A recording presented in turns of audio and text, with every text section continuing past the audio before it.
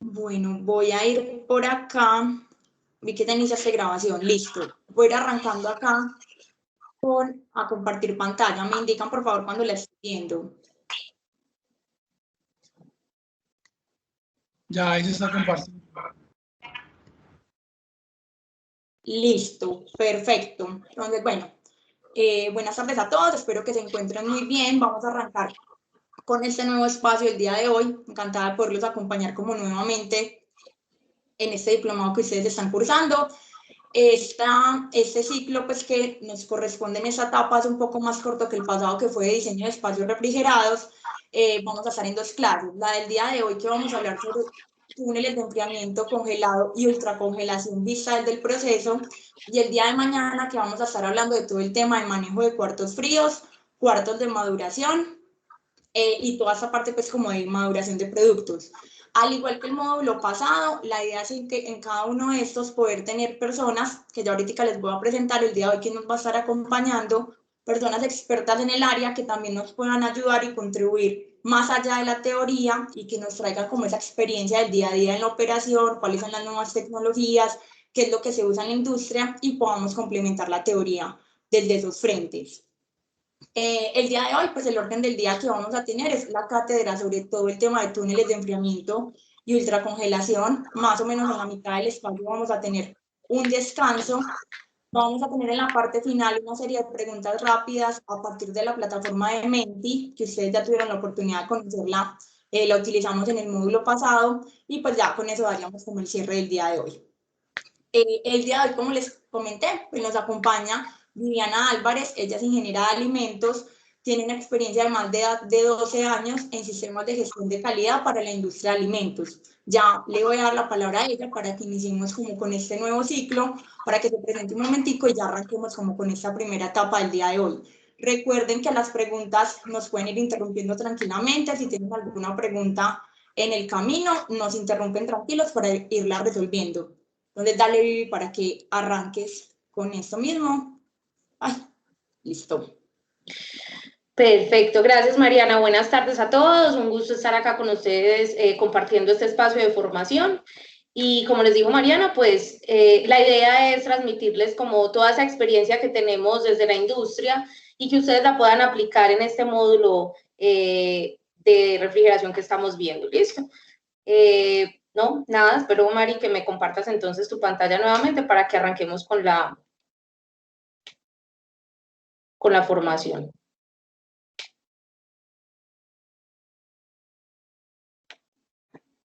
Listo, así que arranquemos y quiero que hagamos como una retrospectiva para empezarnos a introducir en el tema como tal de la congelación de alimentos y pensemos qué hacíamos antes de la refrigeración. Una de las preguntas que más fácil nos podríamos hacer es qué sería nuestra vida hoy sin congelados, sin latas, sin alimentos preparados en polvos o condensados y con toda la conservación que tenemos actualmente de los alimentos. Algunos dirán que podemos retornar al tiempo pasado donde todo era más natural, ¿sí? Y sin embargo, pues dejando a un lado todo lo de la tecnología, como la ultracongelación y liofilización y la conservación de otros alimentos, pues sabemos que la congelación o la refrigeración no es algo nuevo, ¿sí? El hombre siempre se ha empeñado en retrasar la caducidad de los alimentos y que tengan una larga vida útil porque requerimos que los alimentos estén disponibles para nosotros poderlos consumir. Dale, Mari.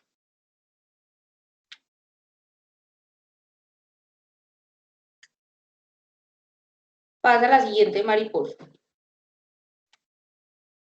Listo, entonces, antes de la refrigeración teníamos otros tipos de conservación, que aunque ahora también los usamos en alguna medida, han ido evolucionando de manera un poco más tecnológica. Antes teníamos el salado, ¿sí? Donde lo que hacíamos era una deshidratación extrema del producto para lograr que esa humedad o actividad de agua que estaba allí presente en los alimentos no los deteriorara. Hoy aún se usa esta técnica en algunos tipos de pescados. La deshidratación, que aunque hoy es un poco más tecnológica, antes también se aplicaba, eliminando también el exceso de agua en los alimentos. El ahumado, que es una técnica en la que usamos la madera para ahumar el producto, y algunos de los ingredientes que adicionamos aparte al producto van a ayudar a esa conservación. Y los componentes como tal de esa madera también nos ayudan a la conservación. Pero eso era antes, ¿cierto? La idea es ir evolucionando y hoy llegamos a tener una refrigeración, congelación y ultracongelación de nuestros productos. Dale el siguiente. Entonces, ¿por qué congelamos los productos? Tenemos un desarrollo de sistemas de preservación que necesitamos que garanticen la inocuidad de los alimentos. Esa inocuidad es garantizar que no va a causar daño el alimento a quien lo consuma. Pero también necesitamos que esa calidad sensorial se mantenga, ¿sí? Y que esa parte organoléptica también, que es fundamental para obtener la conquista de nuevos mercados, pues esté presente en los alimentos. Si no tenemos esa parte sensorial o ese gusto por el alimento, tampoco va a ser tan agradable tener un sistema de conservación que nos ayude a alargar más esa vida útil. Desde la deshidratación, la congelación, pasando por la liofilización y la ultracongelación, que son tecnologías que ahora usamos y son prácticas de conservación de alimentos frescos, pues necesitamos perfeccionar esto de forma ininterrumpida. Por eso vamos aumentando cada vez nuestro proceso. La congelación va más allá de la conservación, porque no solamente podemos pensar en que necesitamos alargar la vida útil del producto por conservación, y a pesar de que es una de las técnicas más antiguas, pues cada vez va evolucionando más. Y hoy en día se aplica a todo tipo de alimentos. Dale atrás, Mari, por favor. Okay. ¿Qué tipo de alimentos podemos hoy congelar? Estamos con carnes, pescados, comidas precocidas, comidas preparadas, frutas, verduras. La principal ventaja que tiene la congelación es que, aunque no elimina el crecimiento posible de patógenos o microorganismos que nos pueden hacer daño en los alimentos, sin necesidad de utilizar sustancias químicas o conservantes, de tal manera aseguramos un consumo con máximas garantías de higiene, de seguridad y de calidad. Tenemos que tener en cuenta algo muy importante en la congelación de alimentos, y es que no podemos eliminar los microorganismos a través de ella, pero sí los podemos dejar en un estado de latencia, que más adelante vamos a ver, donde vamos a asegurar más la calidad y la higiene del producto. Esta técnica proporciona unas ventajas que van más allá de alargar la vida útil del producto, porque tenemos la posibilidad de mantener el producto fresco en nuestros refrigeradores, ¿cierto? Cuando estamos hablando de la casa, y cuando estamos hablando de la industria, pues tenemos también disponibilidad de otros alimentos que normalmente no podemos tener todo el tiempo para ser procesados.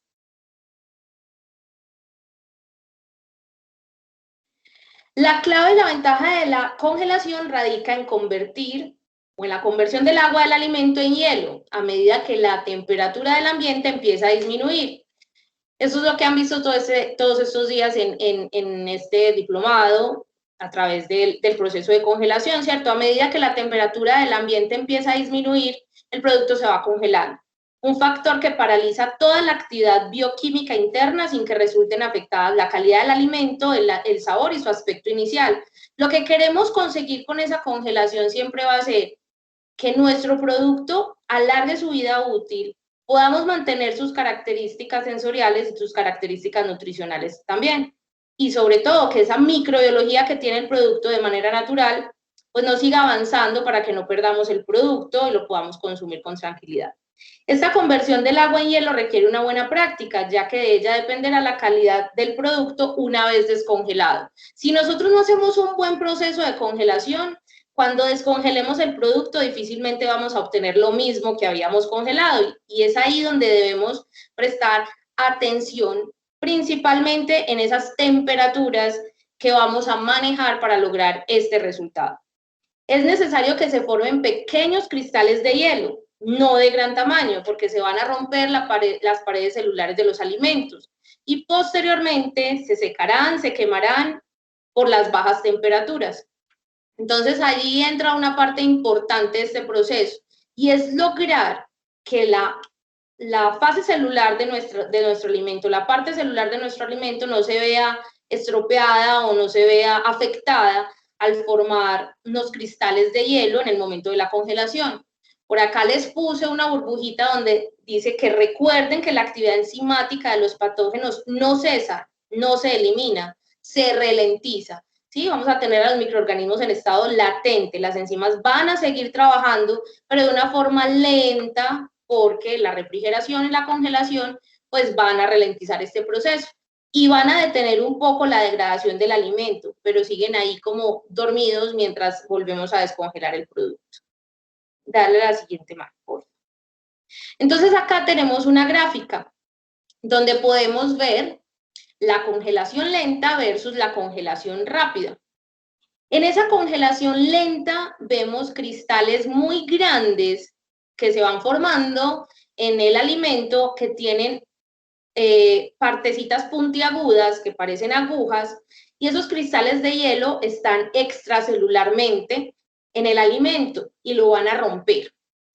Al romperlo, el sustrato que tiene el alimento, es decir, todos los componentes del alimento, sus sales, sus proteínas, todo lo que compone la célula, cada celulita de ese alimento, pues va a salir, ¿sí? Y al romperse esas celulitas, entonces no vamos a tener, al descongelar el alimento, el mismo producto y vamos a perder muchísimas características sensoriales de él y mucha parte nutricional también. En la otra imagen, en la imagen B, vemos una congelación rápida, es una congelación intracelular, donde hay pequeñas partículas de hielo, donde vamos a lograr una congelación rápida, ¿sí? Y las células de nuestro alimento no se van a ver afectadas por ese tratamiento térmico.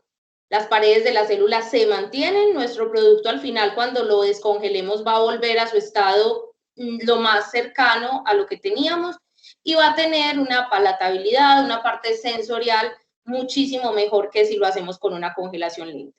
En nuestros hogares tenemos una congelación lenta, por eso debemos cuidar tanto los alimentos cuando los congelamos en casa. En la industria buscamos siempre una congelación rápida para lograr mejores resultados. Estas cinéticas de refrigeración son en gran medida las responsables de las diferencias en los niveles de deterioro observados en el producto final, cuando comparamos el impacto de la tecnología de la congelación con la calidad del alimento. Es decir, ahí la tecnología nos está mostrando definitivamente que podemos tener mejores resultados si hacemos una congelación rápida. Siguiente, Mari, por favor. Los cristales grandes que vemos aquí en la gráfica o en la foto donde dice congelación lenta, estos son los que vemos a través del microscopio electrónico y podemos ver que tienen unas puntas bastante filosas y son las que rompen las estructuras o células de nuestro alimento. Los cristales grandes que se forman en congelación más lenta generan presión mecánica y crean bordes afilados que dañan los componentes celulares de nuestro alimento. Y la congelación rápida, que la vemos a la derecha, ¿sí? Son cristales que se forman casi imperceptibles, de forma redondeada, son como burbujitas y no dañan los tejidos del alimento. Siguiente, Mari. Acá tenemos dos gráficas. En del lado izquierdo vamos a tener el inicio de nuestro alimento y vamos a tener 3 estados de congelación. En el A es la congelación lenta, B, velocidad intermedia y C, congelación rápida. En la congelación lenta vamos a tener una ruptura muy grande y vamos a tener pérdidas por goteo, jugosidad, textura del alimento, ¿sí? En la intermedia hay fluctuaciones de temperatura y vamos a tener pérdidas por goteo. ¿Qué es esto? Que cuando sacamos el producto a descongelar, vemos que hay como un charco muy grande de todos los jugos del producto y ya vamos a estar perdiendo nutrientes y demás características sensoriales y nutricionales de nuestro alimento. Y en la congelación rápida pueden haber pequeñas grietas, pero no vamos a tener pérdidas por goteo ni de textura del alimento. En estas dos fotografías al microscopio podemos ver fresas en congelación lenta, cómo está totalmente rota la estructura de las células, y a la derecha las fresas en congelación rápida, y ahí vemos una fresa más redondeada, una fresa que tiene mejor estructura celular. Aquí tenemos un cuadro donde podemos ver la vida útil de alimentos congelados, ¿sí? En una conservación de un congelador a menos 18 grados centígrados, que es lo que nos exige la industria para la congelación de alimentos, y tenemos carne picada, podemos llegar a 2 meses, despojos o callos, pues que tenemos acá, como el mondongo, 2 meses también, 3 meses, perdón. En los panes, en el área de panificación podemos lograr hasta 3 meses también en productos congelados. Pescados, dependiendo de los niveles grasos, vamos a tener 3 meses también, en mariscos igual. La carne de cerdo la podemos conservar hasta 6 meses en congelación. Los pasteles que ya tienen azúcares podemos lograr 6 meses también en congelación. Pescados que tienen menos grasa, 6 meses. La grasa se oxida y por eso nos acorta la vida útil o el tiempo de vida útil de los productos. El cordero podemos lograr hasta 8 meses. Pollo hasta 10 meses, incluso hay algunos pollos, algún tipo de presas de pollo que podemos lograr 1 año en congelación. Carnes de vacuno 12 meses, 1 año, y las hortalizas, dependiendo de su actividad de agua o de la cantidad de agua que contengan, también podemos lograr 12 meses de vida útil en congelación. Vamos al efecto de la temperatura sobre los microorganismos. Entonces, como decíamos ahora, pues esos microorganismos no van a desaparecer porque nosotros congelemos el producto. Pero la congelación en condiciones adecuadas sí permite la inactivación de esos microorganismos. No solo es una buena forma de conservar los alimentos, sino que también es una excelente manera de conservar los microorganismos. Y eso suena como muy trágico, pero es así. Cuando metemos nuestros productos a congelar o tenemos nuestros productos congelados, los microorganismos siguen allí en estado de latencia hasta que volvamos a descongelarlos y ellos vuelvan a salir a flote y puedan hacer de las suyas. Esta afirmación aplica especialmente en los virus. En estudios recientes se pudo comprobar la supervivencia de virus en congelación de mezclas contaminadas que se generaron para alimentos de poliovirus y coxsackie-virus, donde se congelaron a menos 20 grados centígrados y solamente hubo una reducción logarítmica de 1 después de 5 meses de almacenamiento en una temperatura de menos 20 grados centígrados constante. La contaminación se mantuvo durante más de 300 días, es decir, casi 1 año. Eso nos muestra que así como nosotros queremos congelar nuestro producto y requerimos de eso para alargar la vida útil de él, también debemos ser conscientes de que la microbiología sigue allí y que los microorganismos no van a morir por eso. De la misma forma, hay esporas bacterianas que son extremadamente resistentes a la congelación. Hay algunos microorganismos que mueren dependiendo del tipo de congelación. Incluso la congelación lenta, al ser tan agresiva, puede eliminar o destruir algunos microorganismos. Pero como lo que queremos en la industria no es dañar las células ni romper la estructura del alimento, y nos vamos por una congelación rápida, entonces los microorganismos también van a estar ahí presentes. Ahora, ¿por qué congelamos los productos o los alimentos? Para preservar la masa de estos, para alargar la vida útil de los productos indudablemente, para mantener sus características organolépticas, la parte sensorial. De nada sirve tener una carne inocua, la mejor congelación, pero que al final cuando nos vamos a comer esa carne ya no tenga jugosidad, textura, sabor. Para reducir también considerablemente el tiempo de implantación del producto en la cadena de distribución. Esto nos ayuda a tener más tiempo para reaccionar frente a la necesidad que tiene un cliente de que le enviemos el producto. Reducción de la manipulación del operador, reducción en tiempos de inactividad, mejorando la calidad y la productividad. Si no tuviéramos la congelación, no sé qué hubiéramos hecho en este momento con esta pandemia. Necesitamos tener provisiones para que los alimentos lleguen a su lugar de destino. Y la congelación es una de esas soluciones.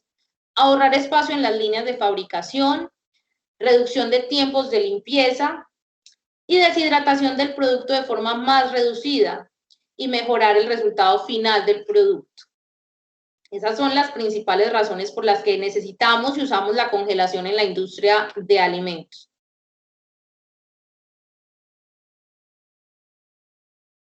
Entonces, si tienen alguna pregunta acerca de del primer mini bloque que tuvimos acerca de la congelación de los alimentos, pues estamos súper atentos. Los voy a dejar con Mariana, que continúen con Mariana en las variables del proceso de congelación. Yo tengo una pregunta, discúlpame. Claro que sí.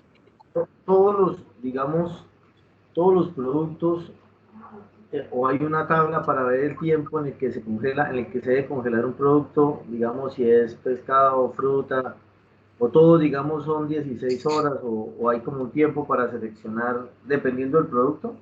Sí, hay un tiempo de acuerdo a un estudio que nos puede contar incluso Mariana un poco más de eso, que ha tenido la experiencia de hacerlo, pero los tiempos van a depender mucho de la forma, de la densidad, del grosor del producto, de la actividad de agua que tenga también.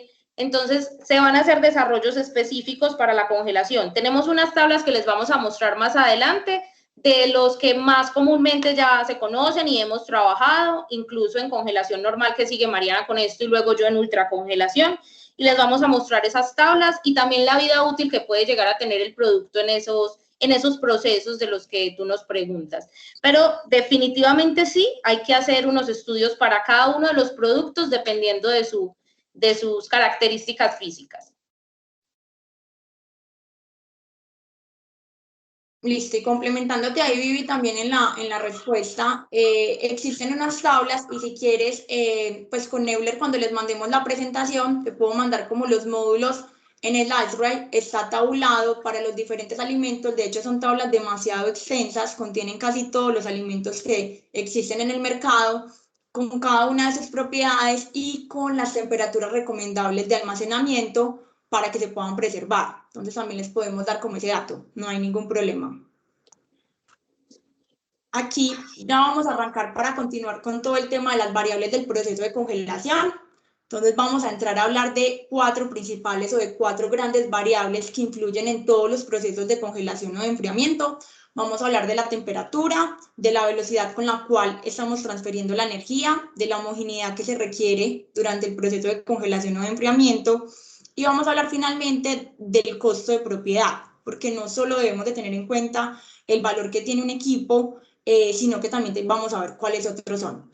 Desde el punto de vista de la temperatura, pues esta depende definitivamente del medio de enfriamiento que vayamos a utilizar. Ya más adelante vamos a ver cómo se clasifican las tecnologías de acuerdo con el método que se utilicen para el enfriamiento. La velocidad es una de las variables que más como subvariables tiene o que más subvariables pues interfieren como en cómo se va a modificar la velocidad de transferencia. Una de ellas es el tamaño y forma de producto, que de hecho todo esto lo vimos también en el módulo donde hablamos de productos, como el tamaño, como la forma, como la composición y propiedades del producto van a interferir con la velocidad de enfriamiento, también la temperatura del medio. Otro punto, otra subvariable que es importante para determinar la velocidad de enfriamiento es saber si estamos hablando de un enfriamiento por baches o un enfriamiento continuo. Esto también lo vamos a ver ya enseguida. ¿Cuál es la diferencia entre tener un túnel por baches, que es un túnel estático donde tenemos toda la carga térmica inicialmente concentrada, o tener un túnel de enfriamiento continuo donde vamos gradualmente insertando carga térmica como tal a la tecnología? Y definitivamente toda la parte del empaque, cómo estamos empacando el producto, si está en una caja, si está en canastilla, si tiene una bolsa, si tiene icopor, todo esto influye en la velocidad con la que estoy transfiriendo el calor. En la parte de homogeneidad, esto tiene que ver mucho con el empaque también y con el tamaño del producto, y aquí nos referimos a qué tanto en un proceso de enfriamiento su temperatura va a ser uniforme en todo el producto que estoy enfriando. Y especialmente tiene mucho que ver con qué tanto necesito yo que sea uniforme, qué tanto esa uniformidad va a ser relevante para mi producto. Entonces aquí también vamos a empezar a ver qué tecnologías, o vamos a empezar a mirar por qué ciertas tecnologías me van a dar más homogeneidad en el producto y otras no. Y eso también va obviamente de la mano con el costo de inversión y todo, por eso es que necesitamos saber qué tan relevante es o no para mi producto tener una homogeneidad. Finalmente tenemos la cuarta variable, que es el TCO, que es el costo total de propiedad, y es algo que en la mayoría de ocasiones no se tiene en cuenta o muchas veces dejamos de lado. Y pues definitivamente es una variable que nos va a ayudar a determinar qué tan viable o no es el uso de una tecnología de acuerdo con mi operación, de acuerdo con toda la logística que voy a tener, mi proceso, el tipo de producto que estoy utilizando, pero que tengo que mirar más allá. Entonces, ¿qué características debemos de mirar en el costo total de propiedad? La inversión inicial, por supuesto, cuánto nos van a valer los equipos como tal, cuánto es el costo de instalación. Tenemos que empezar a analizar cuáles son los costos de operación, costos de energía, de mantenimiento, otros costos como el tema de repuestos, el refrigerante, que muchas veces se dejan de lado desde un análisis inicial y cuando ya se empiezan a operar son costos pues que a la final obviamente son un rubro considerable y que pueden o no en un punto determinado volver viable un proyecto. También desde este punto de vista se debe analizar la calidad del producto como valor agregado.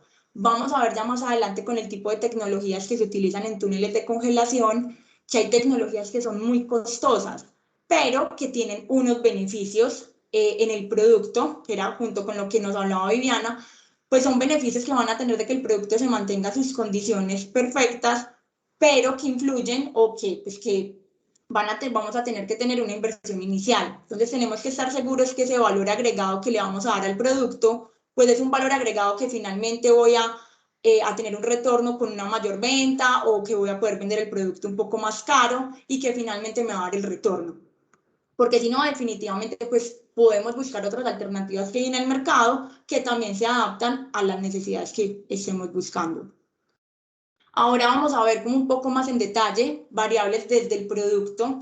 Recordemos que dependiendo del tipo de producto vamos a tener ciertas características y cada una de estas características me van a determinar cómo va a ser el proceso de enfriamiento o de congelación que voy a tener.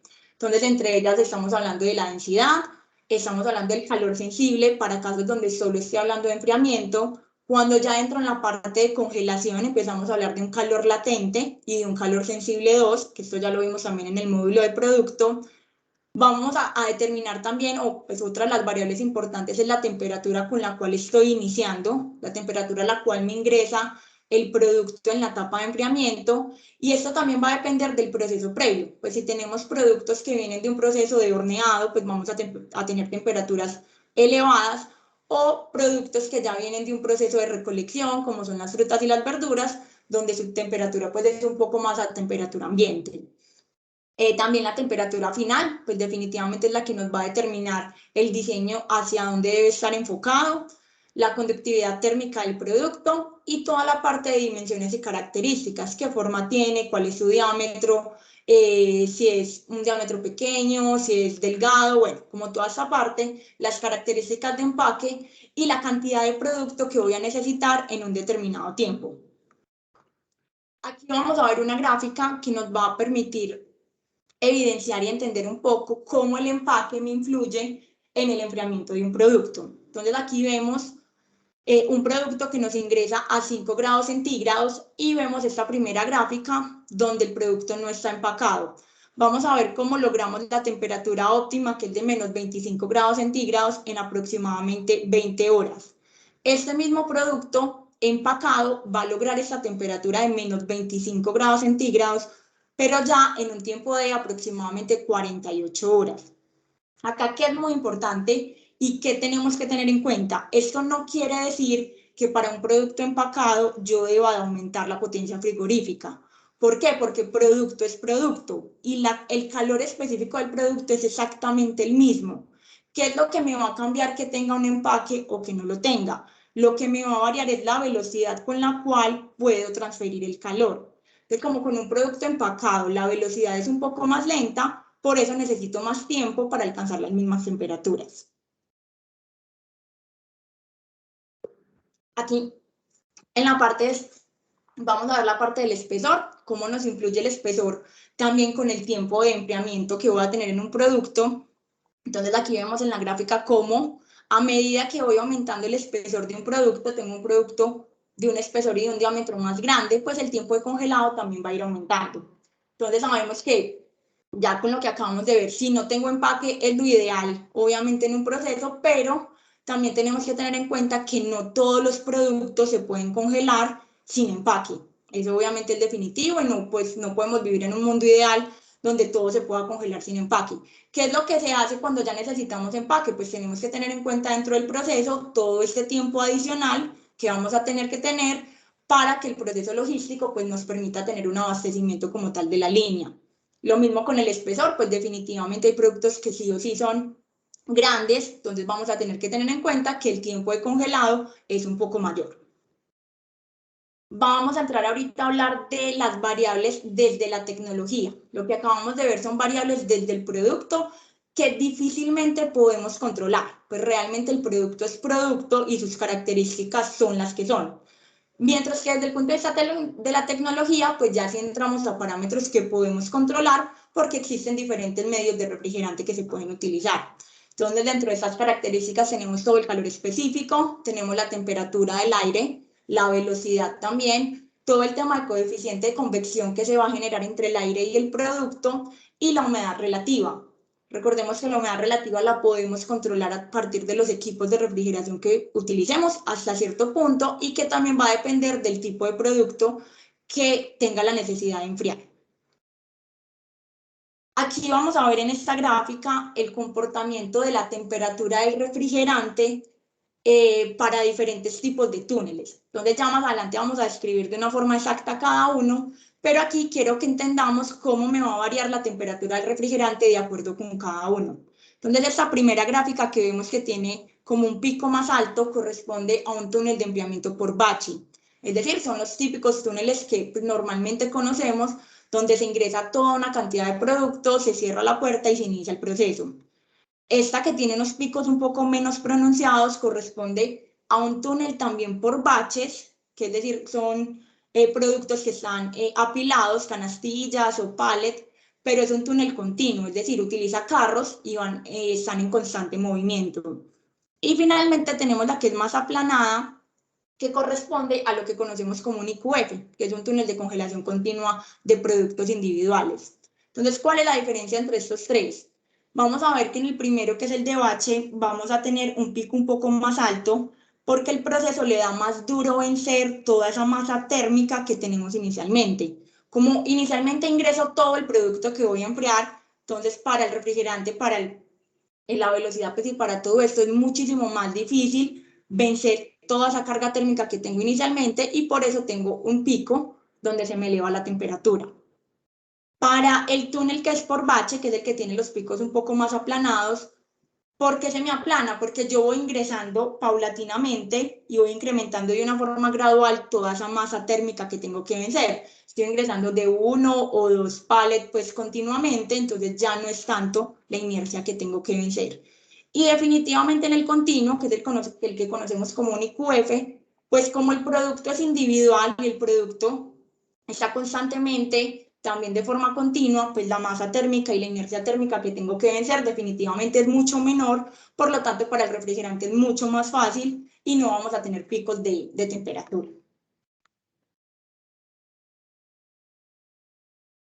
Aquí vamos a entrar a hablar sobre la curva de congelación. Esta curva ya también tuvimos la oportunidad de verla, sin embargo voy a entrar nuevamente como a explicarla, porque para poder mirar todo el principio de las tecnologías que vamos a mirar más adelante, pues tenemos que entender cómo es el proceso de congelación y cómo es que funciona.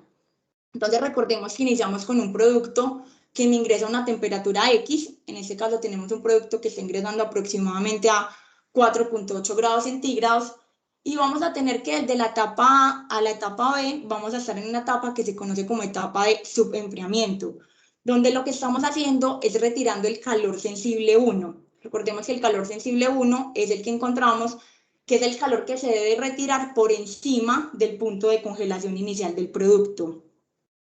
Entonces el alimento se enfría, de este proceso A a este proceso B, hacemos todo este proceso de remoción de calor sensible. Del punto B al punto C entramos en una etapa que se llama etapa de nucleación, que lo que hacemos es que se empiezan a formar cristales de agua dentro del producto. Como se empiezan a formar ciertos cristales, esto lo que me hace es que me libera un poco de energía latente y por eso hay un pequeño incremento de la temperatura. Del punto C al punto D es una etapa en la que estamos removiendo todo el calor latente. El calor latente es el que me corresponde con toda la parte de cambio de estado. Entonces lo que hacemos es eliminar todo ese calor latente para permitir que se termine de formar todo el hielo dentro del producto y toda la formación pues, de los cristales. Del punto D al punto D continuamos con una etapa que se llama etapa de sobresaturación. Entonces aquí como ya se terminaron de formar todos los cristales, tenemos nuevamente como una pequeña liberación de energía latente que hace que se me incremente un poco la temperatura. Pero ya de ahí en adelante estamos en una etapa nuevamente de subenfriamiento donde retiramos todo el calor sensible 2, que es el calor sensible por debajo del punto de congelación, porque ya entramos, ya el producto como tal está congelado, simplemente estamos como terminando de retirar todo ese calor para alcanzar la temperatura deseada. De acuerdo con lo que nos explicaba ahorita Viviana, pues recordemos que tenemos un proceso de congelación lento y un proceso de congelación rápido que me va a determinar como las características del producto. ¿De qué me depende o cómo determino si es lenta o rápida? Todo depende de cómo llego del punto A al punto E. Entonces, si yo llego del punto A al punto E en más de 30 minutos, voy a hablar de que estoy teniendo una congelación lenta, donde voy a tener destrucción de la célula, del tejido y todo lo que ya nos habló Viviana, mientras que si llego del punto A al punto E en menos de 30 minutos, voy a hablar de que tengo una congelación rápida, donde voy a tener más núcleos y voy a tener menos destrucción de la célula, junto con todos los beneficios que ya vimos. Aquí vemos una gráfica real. Esto es un proceso de enfriamiento donde vamos a ver, pero primero les voy a explicar una más adelante y ya me devuelvo a esta, que les quería explicar esta primero. Aquí vamos a ver, vamos a observar cómo es el comportamiento de la temperatura del producto frente al comportamiento de la temperatura del espacio refrigerado. Entonces es importante que tengamos en cuenta que la temperatura de salida del producto no es la temperatura con la que yo diseño el espacio refrigerado. Siempre vamos a tener que estar por debajo de esa temperatura. Entonces, un ejemplo, esta gráfica, vemos que la temperatura final al mi producto es de 5 grados centígrados. Entonces, la temperatura de diseño y la temperatura a la cual se encuentra el espacio refrigerado en ese punto final es de alrededor 2 o 3 grados centígrados, en este caso, por debajo de esa temperatura de diseño. Entonces, esto lo tenemos que tener muy claro. Nunca el espacio refrigerado está a la misma temperatura que queremos que esté el producto. Aquí hay algo muy importante y muy interesante que también podemos analizar de esta gráfica, y hay una teoría que se llama la teoría de los 7 octavos. ¿Qué quiere decir esto? Quiere decir que ya se las voy a explicar y ya les voy a decir la fórmula y cómo consiste, pero como podemos ver en la figura, el primer espacio de tiempo hasta antes de los 7 octavos, la disminución de la temperatura es de una forma muy rápida. Entonces vamos a empezar a descender la temperatura del producto de una forma rápida. Cuando llegamos a los 7 octavos, de esos 7 octavos a la parte final, ya el descenso de la temperatura es de una forma muchísimo más lenta. Entonces aquí es donde uno empieza a jugar con tiempos y empieza a jugar también con los cuartos de sostenimiento que tiene dentro de la planta. Entonces, ¿qué se hace en este caso? Depende de la característica del producto y depende de otras variables, pero normalmente uno puede empezar a tomar decisiones. Entonces, decide sacar el producto, no llevarlo hasta el final, hasta los 5 grados centígrados, sino que lo sacamos en la temperatura que tenga en los 7 octavos. Y esos 2, 3 grados centígrados que quedan faltando, lo que hacemos es que se compensan en el cuarto de sostenimiento. Entonces lo que hacemos es ganar casi que una hora larga dentro del espacio, dentro del túnel de refrigeración, y además pues también estamos contribuyendo con un ahorro de consumo de energía. Entonces ya viendo en detalle, esta es la fórmula que podemos utilizar para calcular cuál es esa temperatura que voy a tener en los 7 octavos, que es el momento en el cual puedo retirar mi producto. Entonces, la temperatura ideal de salida para los 7 octavos es igual a la temperatura inicial del producto menos 7 octavos multiplicado por el diferencial entre la temperatura a la cual está ingresando el producto menos la temperatura final de diseño. Entonces, acá tenemos con el ejemplo de la gráfica, la temperatura inicial del producto es de 28 grados centígrados, menos 7 octavos por 28 menos 5, que es la temperatura a la cual yo quiero que mi producto salga normalmente del proceso de enfriamiento. Haciendo toda la operación, pues vamos a obtener que la temperatura a la cual podría sacar el producto cumpliendo con la regla de los 7 octavos es de 7.8 grados centígrados.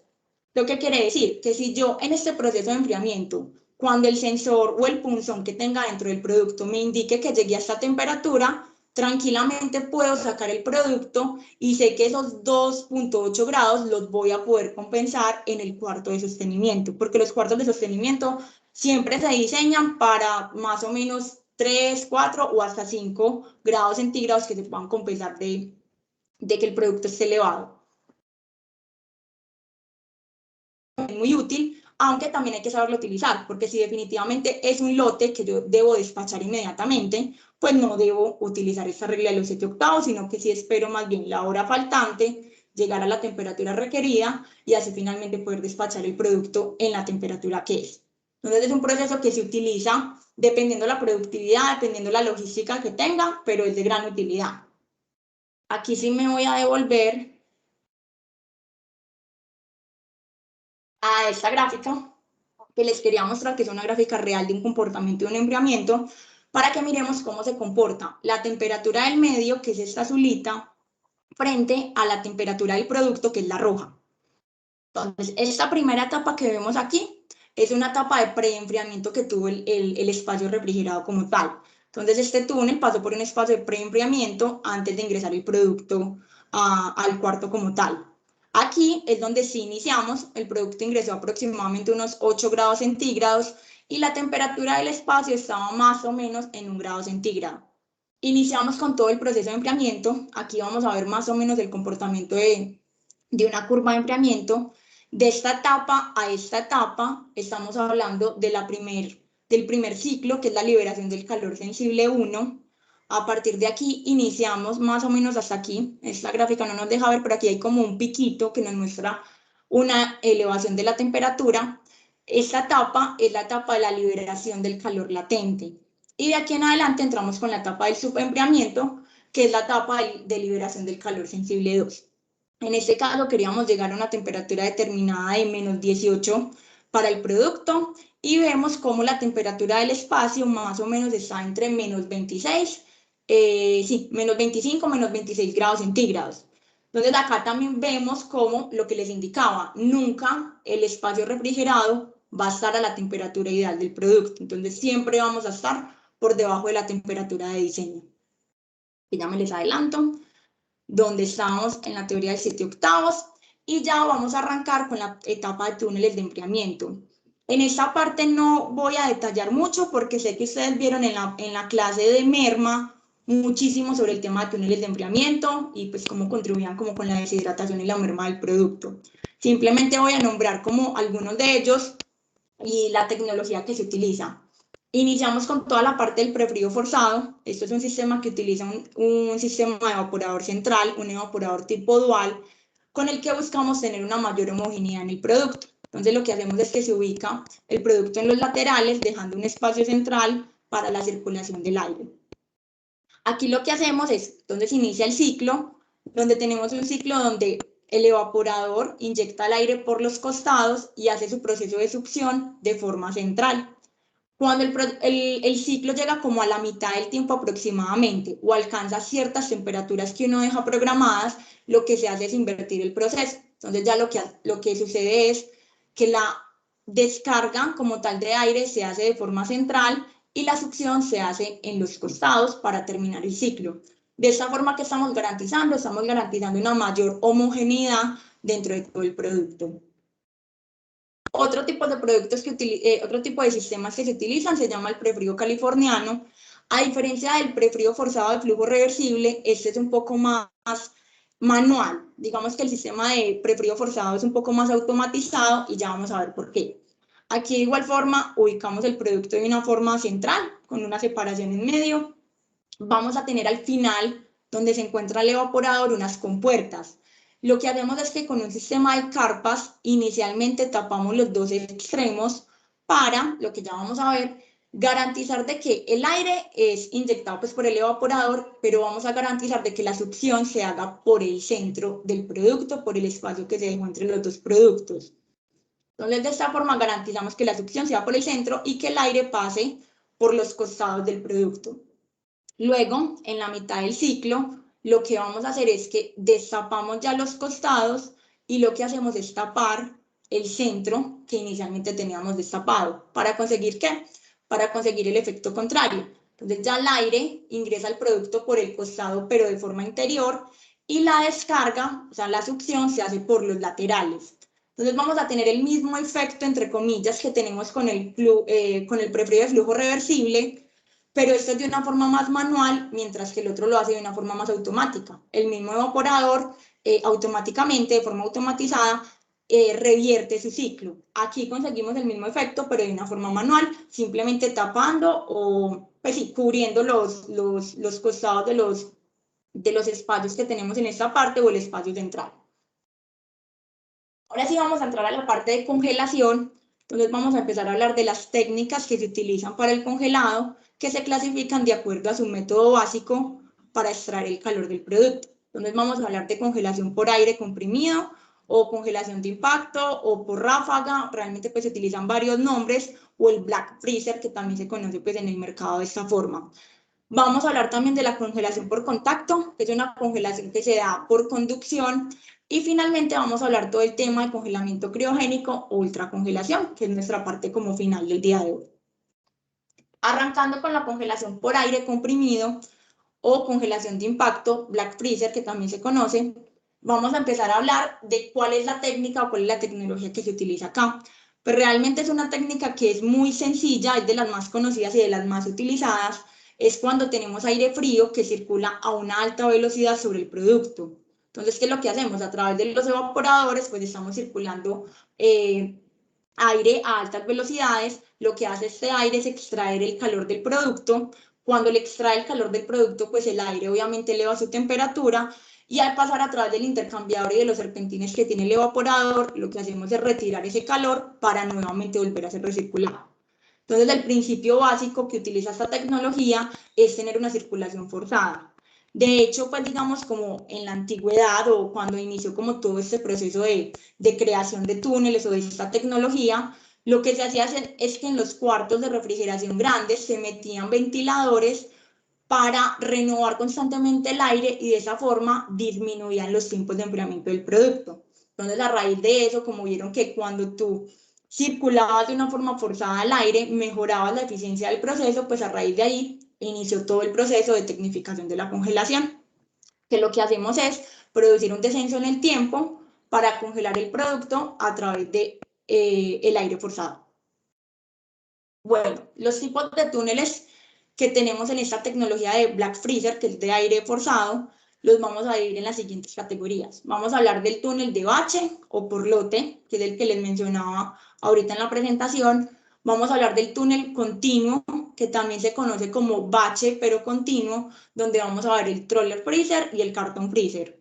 Y vamos a entrar a la tecnología del IQF, que es una tecnología de enfriamiento individual, donde tenemos los túneles de impacto, túneles de bandas de dos fases o de pasos múltiples, las bandas de lecho fluidizadas y bandas de transporte en espiral. Listo, arrancando con la parte de los baches, del túnel por baches o túneles inmóviles. Entonces vamos a arrancar con esta tecnología donde vamos a ver, podemos tener un sistema de evaporador. Pueden ser evaporadores de piso, evaporadores tipo cúbicos que están en el techo, o podemos utilizar también otros tipos de evaporadores que tienen una descarga diagonal. El principio es el mismo, y el principio básico de todos los que vamos a ver más adelante es lo que acabamos de ver, pasar aire forzado a través del producto. Entonces, ¿cuáles son las características que tiene este tipo de túneles? Es un túnel que me sirve para todo tipo de producto que pueda estar almacenado en canastillas, en cajas, o sea, que pueda ir apilando, porque realmente lo que hace este túnel es apilar por baches el producto. Como les explicaba, ingreso toda la cantidad de productos, es un túnel diseñado para 8 pallets, para 10, para 20, para lo que haya sido diseñado, ingreso toda la carga térmica y ahí comienzo mi ciclo. Es un túnel que utiliza velocidades de entre 1.5 a 6 metros por segundo y tiene capacidades de 1 a 80 toneladas. Aquí vamos a ver algunas imágenes. Esto es un túnel de congelación con evaporadores de piso, y aquí también tenemos un túnel de congelación por baches, pero con evaporadores tipo cúbicos.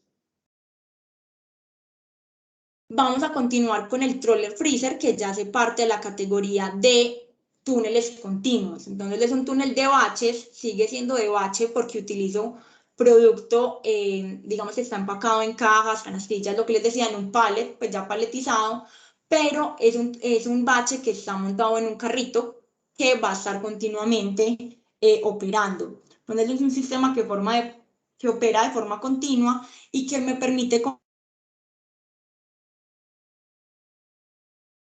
se utiliza para piezas grandes como pollo, también lo podemos utilizar en el sector cárnico. Realmente es un túnel que se adapta también a diferentes tipos de producto. Lo que utiliza este sistema es un sistema de tracción mecánico que va anclado en el piso, que permite que los carros se vayan desplazando alrededor, pues digamos, de toda la línea que vayamos a instalar.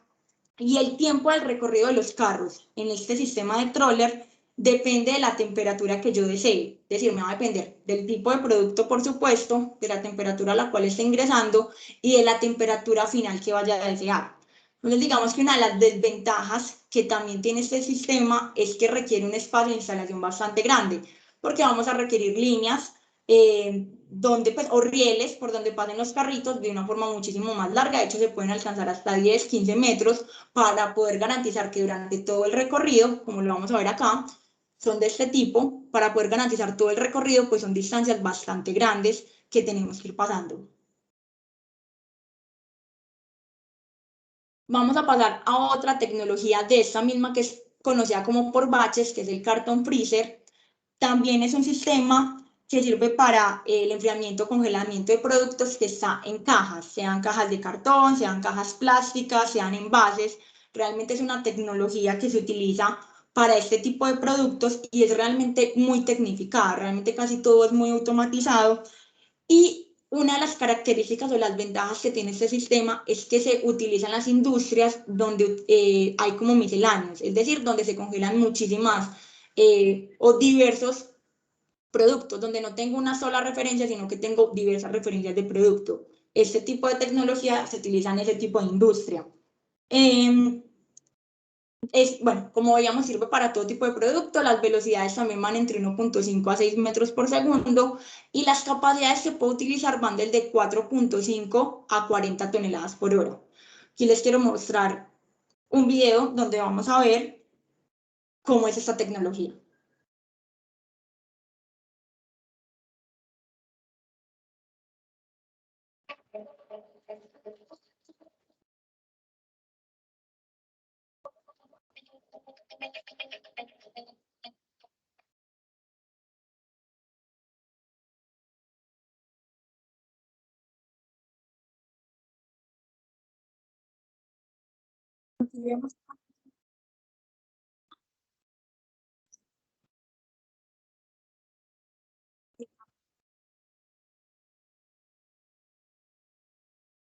Y ya forma, ya es un proceso bastante complicado, es un video corto, pero quería mostrarles cómo se utiliza y cómo es el proceso, cómo se ubican los evaporadores al lado y lado. Vamos a continuar con o ya vamos a iniciar con esta parte que son los túneles que conocemos como IQF, que también se dividen en varios tipos de tecnología, arrancando con esta que conocemos como de impacto o impeachment. Esta tecnología, arrancando con la definición del IQF, lo que generalmente se conoce es porque tenemos el producto individual. Entonces realmente tenemos, se utiliza para la industria de las papas a la francesa o productos que sean muy homogéneos o pequeños y delgados, tipo los arándanos, tipo fresas, tipo tortillas o tortas de hamburguesa. Esta tecnología de IQF se utiliza más que todo para esta industria. Este túnel, conocido como túnel de impacto, tiene la característica de que el evaporador está en la parte superior y va a enviar todo el aire forzado por encima del producto. Hay un túnel que también generalmente se utiliza como por bloques, entonces ya les voy a mostrar más adelante, entonces como por etapas, entonces arranca el producto, iniciamos con el producto a la temperatura de ingreso, tenemos una primera etapa donde lo que vamos a hacer es que vamos a condicionar el producto, vamos a extraer toda esta parte del calor sensible 1 para que finalmente en la parte final ya lo que se hace es congelar y llevar a esa temperatura final de diseño el producto, a esa temperatura en la cual queremos que el producto se mantenga almacenado. Acá devolviéndome un poquito, se utilizan temperaturas, velocidades de 10 a 100 metros por segundo y capacidades de 1.2 toneladas por hora aproximadamente. Aquí vamos a ver también un video. Yo lo adelanto un poquitico para no extendernos mucho, pero realmente luego cuando les envío la tienen la oportunidad de ver un poquito más en detalle. Y lo que les quería ver es un túnel que se utiliza a través de bandas, donde el chorro de aire va por encima. Es un producto individual, es un producto que no está empacado y que finalmente vamos a seguir el efecto. Ya que es una parte un poquito más como la composición, no voy a atacar ahí, ya más adelante lo pueden ustedes revisar cuando mandemos la presentación para que nos puedan rendir.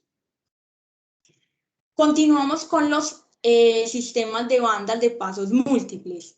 Estos sistemas se utilizan cuando tenemos grandes volúmenes de producto y donde necesitamos optimizar el espacio. Los túneles que utilizan bandas, como vimos, pues son túneles que requieren un espacio bastante grande para poder garantizar de que el producto cuando termine como desde el punto inicial de la banda hasta el punto final, pues haya obtenido la temperatura que queremos.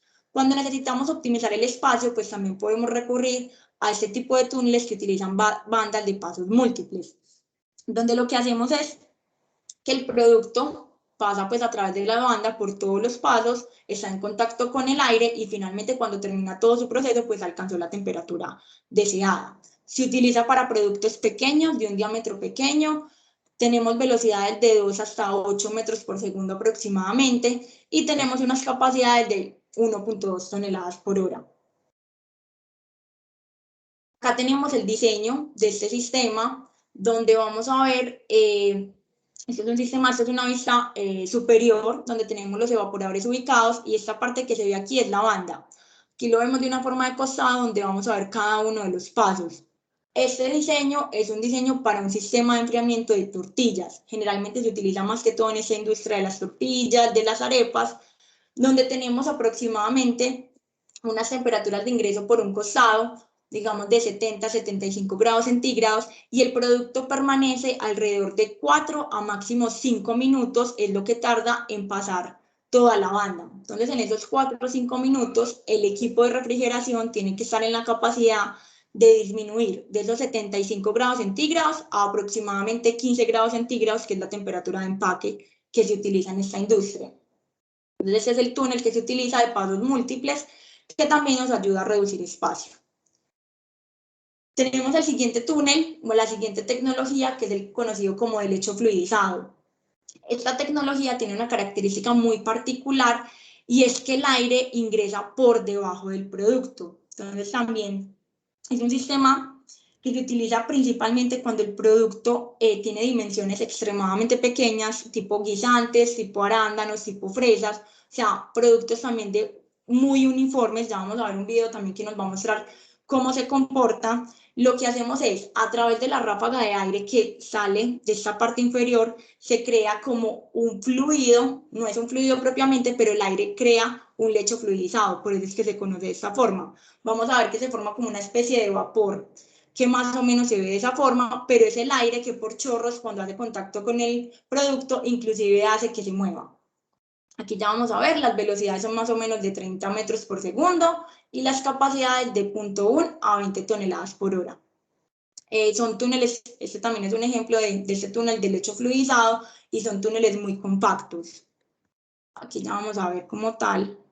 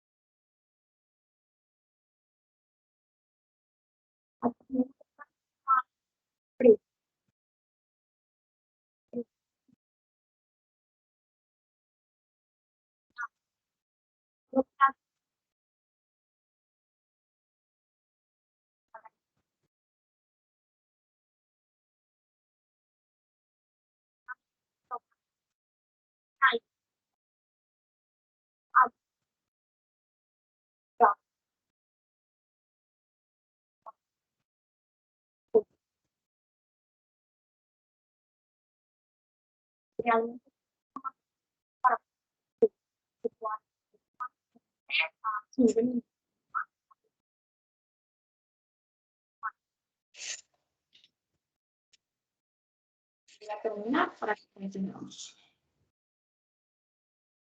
Listo, y finalmente para terminar ese primer bloque del tipo de sistema por aire forzado, tenemos las bandas en espiral o los túneles de espiral.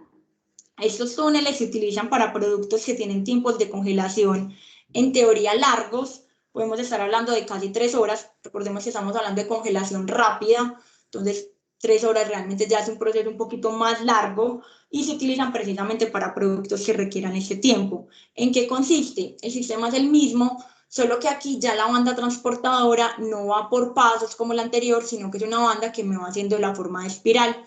Ingresamos el producto por la parte inferior, los evaporadores se encuentran a un costado, que son los que me van a garantizar todo, todo el envío del aire como tal frío para que pase por todo el producto, y finalmente cuando hace todo el proceso y termina en la parte superior, ya el producto debe estar congelado.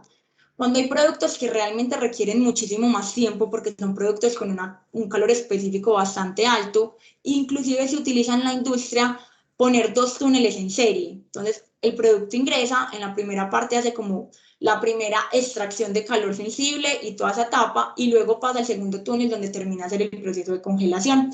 Realmente son sistemas muy robustos, son sistemas inclusive bastante costosos, donde ahí era donde les mencionaba que también se tiene que tener presente el TCO para poder analizar si ese valor agregado que le estoy dando a mi producto, si lo compenso posteriormente con la venta o con el valor agregado que esté dando. Las velocidades que se utilizan son de 3 a 8 metros por segundo y las capacidades de 0.5 a 6 toneladas por hora. Aquí vamos a ver un video donde también vamos a poder ver.